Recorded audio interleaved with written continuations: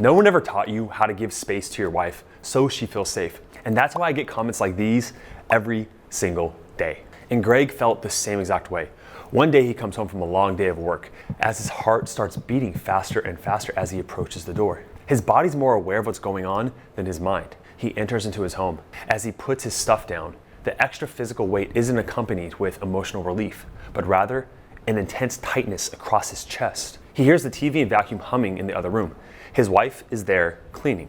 Pretty much all of him wants to go straight up to her like he has for years and just give her a hug and a kiss and say, "How was your day?" But no, he's stuck, frozen, and unsure of how to act in his own home. But why is this? Just 1 week prior, his wife told him that she needed more space. Greg immediately honored the request without ever asking what space actually meant to her. Now Greg just tries to avoid his wife like the plague to make her really happy. But deep down, something inside of him knows that he is doing something wrong.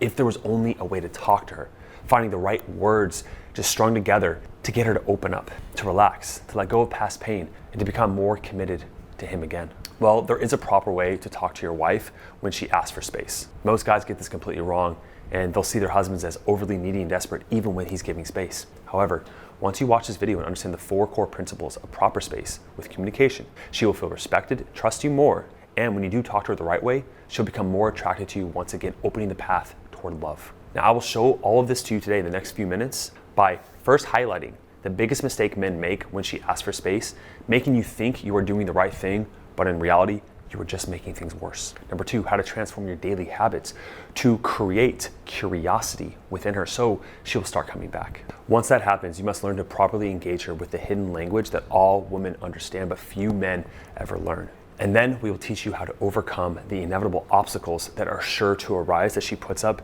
in order for you to prove that you are the man you say you are. The first point is being unreactive is still reactive. So besides countless YouTube videos and comments on space and proper no contact, what spurred this video idea really came from one of our group calls with a guy in the program the other day. He told me his wife asked for space, but now he doesn't know how to act on his own. He says he comes home and he just tries to avoid her, and he's just like, I don't know what to do. I don't know if it's enough space. I mean, do I go up to her? Am I allowed to talk to her? He's just completely in his head. Now, the reason why this is a big issue is because this is what I told him. I said, think of it like a pendulum. Look, over here, you're being super needy, right? Independent. As soon as guys learn that you can't be needy and that pushes her away, you swing to the other side of the pendulum and you avoid her completely. But this guy over here is still reacting to her. You see, in both situations, whether you're being overly running away or overly attached, you are still reactive. You are still low value in her eyes. She needs you to come to center, to be who you are without questioning it. Right? I know you don't want to break her boundaries, but by overcompensating, you're still in reactive mode. And so the thing I said to him was, if it was like the first day you guys got married, how would you act? Right? If you want to go watch TV with her on the couch because you want to watch that show and spend time with her, go ahead. As an adult, she has the capability of saying, I'm not comfortable with this, or hey, can I have some alone time right now? We're going to teach you how to deal with rejection and test later on, but just know by completely avoiding her like the plague and fabricating this, you're still in a reaction to her and she feels it, right? She knows that you're overly avoiding her now, okay? And I know it seems like head games a little bit, but just know you must learn to strike that center balance of being who you are and being unreactive. And I'll teach you habits in this video how to do so that are going to come, but just know that by completely avoiding her, you're still in reaction mode. So once you are not overly reactive, the best way to actually achieve this is to create authentic self goals. Now let me start with the question here for point number 2. When was the last time you sat down for an hour and you examined what you want in life for the next 5 years? And not just kind of like vaguely thought about it, but sat down, wrote it out in detail with all the different domains of your life. The physical health, the relationships you have, finances, spirit, like religion, right? Philosophy. Very few people actually sit down and do this. But most people just kind of walk through this sleepwalker, walking days, kind of monotonous, going through the motions. I mean, I've done it, okay? A lot of men, they know they're complacent because you achieve the things you want and you're like, hey, I'm coasting, I'm good. But what happens is that the fact that over time, you got to this good place, you stopped living on your edge as a man. You stopped growing, okay? And that's why she started to lose respect for you. There became boredom, right, from her. There became this listlessness, right? It's almost like just white noise, like a flat line with you and her, right? There's no polarity. And we'll talk about more how to do this in future points here, especially with the last one. But you just have to recognize that, do an audit of your life. Sit down and ask yourself questions. Where are you going? Where have you been? Are the things that you actually want, when you write them out in detail, are your consistent day-to-day habits and actions in alignment with the man you want to become. And it's not just the goals you achieve, but who you become in that process. Yes, write out your perfect day in 5 years, everything that you want, but more so than that, who do you want to be? And what parts of you are you not accepting, that are not okay? This Mamba mindset is this continual growth, and that you never really arrive at this peaceful place until you die. And I call it Mamba mindset because it's Kobe. Let me show you a clip from him. You're up 2-0. What's the story? Are you not happy, or you're only half happy, or? Still to be happy about. You're up 2-0. Job's not finished. Job finished? I don't think so. Okay. And at first, when I kind of came across Kobe, I was like, this guy is just too maniacal. Like, why can't he just chill and relax? Because I think he intuitively understands that you can relax when you die. Like, you can celebrate a win. I'm not saying don't ever celebrate, but celebration should be a day max from an achievement you have. And then it's on to the next thing.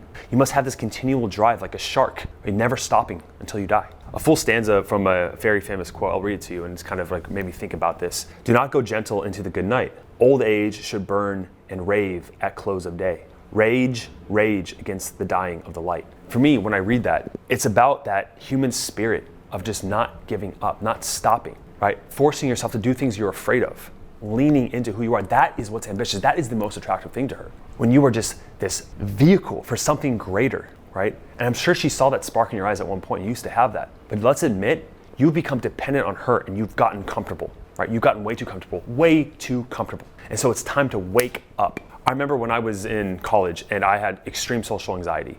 Going to functions, I didn't want to go anywhere. And when I actually forced myself to, I had the worst time ever. I was not good in crowds. And there was this moment where I decided to set a purpose higher than myself, to get into grad school and to have, this dream body and like all these different domains. I finally set this goal when I had a low point. And as soon as I set my goals in life higher, or for myself and higher than wanting other people's approval, I became a magnet to people. Because I would go to these events and I would just be passionate about my goals. If you don't want to talk about my goals, I'll find someone else to talk to about it, right? And that's admirable, you see? But you get caught up in your head because you had the idea that she needs to give you validation to feel whole. But as soon as you set goals outside of her and her validation, you become attractive. Okay, once you develop these goals for yourself and you create this independence within you, now she'll want to engage with you more. She'll have curiosity, okay? And you'll draw her back closer again. However, if you fail to speak to her differently this time around, then the same pattern will be destined to repeat with her, and this time there will be no second chance. She has to notice the changes in you or nothing else will matter. So think all of your goals and changes that you've been making for that previous time period were for her. And no woman wants to be with a man who is growing for the outcome of her, which is, if you can play that back and say it again, because so many men fail with that mindset, okay? You must do it for you. Now let's talk about the hidden communication she has. There's logical communication, which is men's way we talk most of the time, and then emotional communication. Now, this type of communication is about building connection and attraction. It's not solving her problems. And the reason why this is important is because a lot of men, when we think through the logic and rationale all the time, that is for solving problems, for building value. And think of that in the masculine communication role. And men and women can speak both, okay? Women can speak in the masculine role and get stuff done. They have careers and they're amazing at what they do. But also, men have the capability to connect as well. Some men more than others, sure. But you must learn how to do this yourself if you want to connect with her, okay? And when you learn how to speak this emotional communication, I'll give you 3 examples in a second. What happens is I talk about the emotional tipping scale in my course and on this channel a lot. The emotional tipping scale is this idea that all the positive interactions and negative interactions you have with her go on this subconscious feeling scale that she has of you. And when she thinks of you, she feels a certain way based on the emotional experiences that she's had. And so when you can learn to, instead of speaking logic to her, trying to solve her problems, which is invalidating to her, and instead learn how to speak to emotional communication, the hidden language, you are slowly building up positive emotional experiences. And then if you have that positive ratio, which is around 5 to 1, 5 positive to 1 negative, what happens is that she starts to see you as more of the hero in her life, the guy she looks up to, the guy that she accepts influence from, the guy that she respects, and she starts to let go of the past. Because when she's in the negative sentiment, what happens is that she can only think, her brain and body, her body will literally seize up thinking, you're a threat. I'm not gonna access that part of my personality because you don't deserve to see that. However, if you can learn to speak emotional communication and focus on yourself and build that curiosity, and speak to her a different way,